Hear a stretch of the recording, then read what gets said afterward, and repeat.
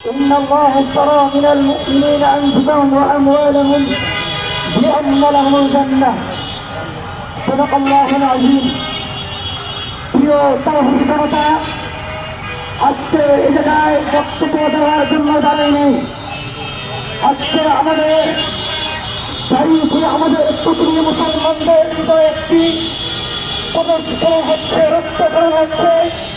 আর একমাত্র পথ প্রদর্শক সেই পানি, সেই মহাগ্রন্থ আল কোরআন, সেই আল কোরআনের উপরে আমাদের নরসাদ ইউনিভার্সিটির এক ছাত্র, তিনি তার পায়ের নিচে কোরআনকে লাঠি মেরেছে এবং পৃষ্ঠাগুলো ছেড়ে ফেলেছে।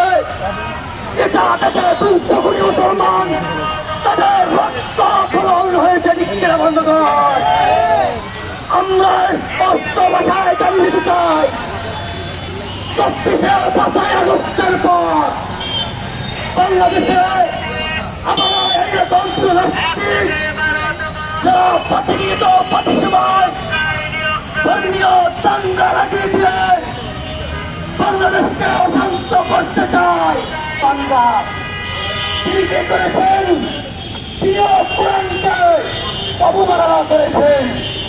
শুধু তাই নয়, আপনারা আজকে একটা বক্তব্যে একজন দুটি মহিলা তিনি বলেছেন, আমি কোরআনকে পার করে নিলাম না, কিন্তু এই কোরআনের ভিতরে যা লেখা আছে এইগুলো নাকি ইচ্ছা চাইনি, যা ভণ্ডদিন।